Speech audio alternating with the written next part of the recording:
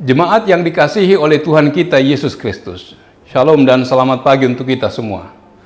Firman kehidupan di pagi hari ini tertulis dalam kitab Nabi Yesaya, pasal 41 ayat 10. Janganlah takut, sebab aku menyertai engkau. Janganlah bimbang, sebab aku ini Allahmu.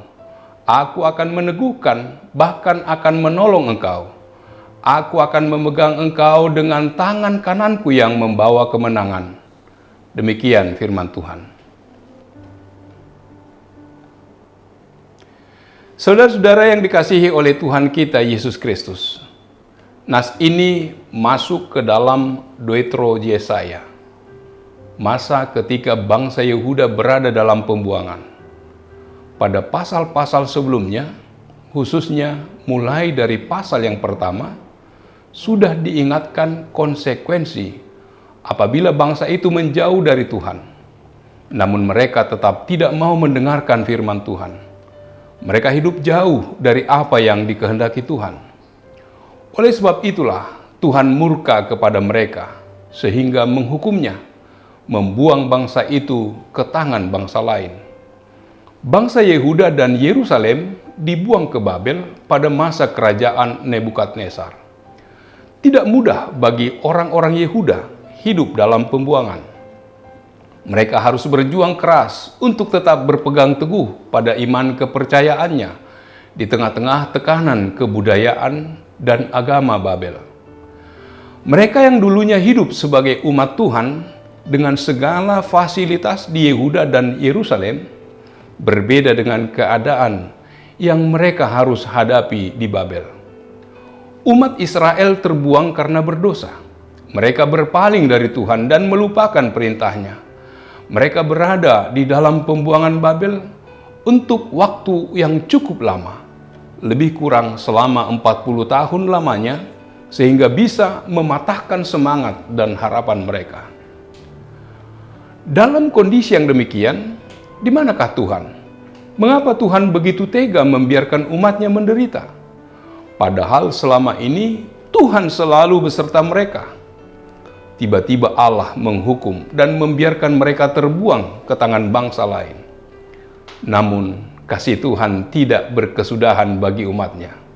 Melalui Nabi Yesaya, Allah berfirman bahwa perhambaan telah berakhir. Kesalahan mereka telah diampuni. Allah tidak membiarkan bangsanya hidup dalam kesengsaraan. Sekalipun Allah murka karena dosa-dosa umatnya, Allah tetap mengasihi dan mengampuni mereka. Allah telah bernubuat melalui Yesaya bahwa Allah akan membebaskan mereka. Yesaya menyampaikan kata-kata penghiburan dan nubuatan-nubuatan kepada bangsa Yehuda dan Yerusalem di tengah-tengah pergumulan yang mereka hadapi. Allah berfirman, "Janganlah takut, sebab aku menyertai engkau. Janganlah bimbang, sebab aku ini Allahmu. Aku akan meneguhkan, bahkan akan menolong engkau. Aku akan memegang engkau dengan tangan kananku yang membawa kemenangan." Dalam sejarah sebelumnya, belum pernah ada bangsa yang dibawa pulang ke negeri mereka sendiri. Namun, Allah mewujudkan apa yang kelihatannya mustahil ini. Allah menguatkan umatnya untuk menang melawan semua kekuatan di dunia ini. Dan mereka tidak sendiri. Allah berfirman bahwa Allah akan menyertai mereka. Allah akan menolong mereka. Dan terbukti pada tahun 539 sesudah Masehi. Mereka kembali ke tanah air mereka. Mereka kembali ke tanah air dan membangun kembali Yerusalem dan Bait Allah. Dan memperbaharui kehidupan mereka bersama Tuhan.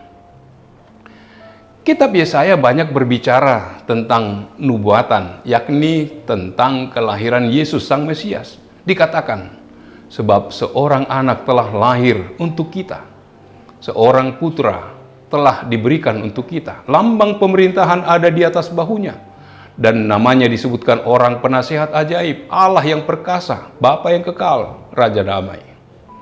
Dalam Yesaya 7 ayat 14 dikutip kembali dalam Matius 1 ayat 23. Dikatakan, Sebab itu Tuhan sendirilah yang akan memberikan kepadamu suatu pertanda.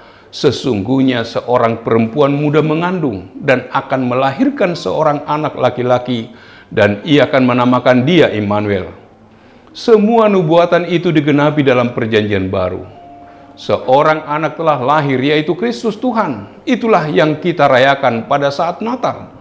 Karena Allah membukakan harapan baru bagi kita. Allah mengasihi manusia dan segala ciptaannya. Itulah sebabnya ia datang ke dunia untuk menyelamatkannya. Ketika bangsa Yehuda dan Yerusalem berada dalam pembuangan, Allah tidak mau membiarkan bangsanya menderita terus-menerus. Sama halnya dengan kedatangan Yesus ke dunia ini. Manusia telah berdosa dan kehilangan kemuliaan Allah. Tidak ada yang mampu membersihkan dirinya dari dosa. Upah dari dosa adalah maut. Hampir tidak ada harapan, sebab tidak ada jalan yang lain bagi manusia untuk melepaskan diri dari dosa. Akan tetapi, Yesus mengutus anaknya untuk menebus dosa manusia. Amin. Marilah kita berdoa.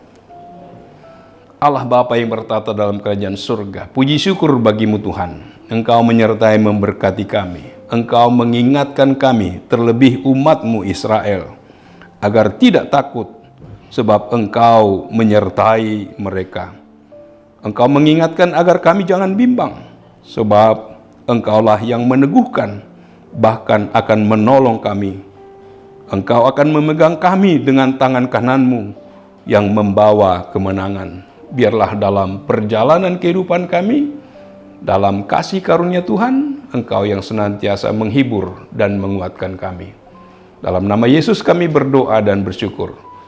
Amin. Anugerah dari Tuhan kita Yesus Kristus, kasih setia dari Allah Bapa, serta persekutuan dengan Roh Kudus, kiranya menyertai kamu sekalian.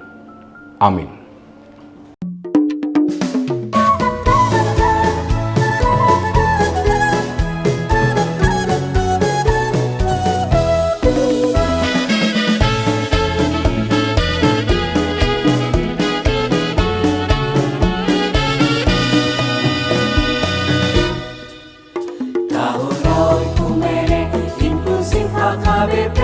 Proaktif menghadirkan kebaikan Allah, jauhkan diskriminasi dan juga rasis, agar terjaga kedamaian. Jauhkan diskriminasi dan juga rasis, untuk kebaikan bersama. Kota Yesus waktu di bumi harus mengasihi musuhmu, agar sempurna kehidupanmu seperti Allah Bapa. Agar sempurna kehidupanmu seperti Allah Bapa. Okumene mempersatukan umat manusia di bumi. Okumene selalu membebaskan orang tertindas dan termarginal. Kita semua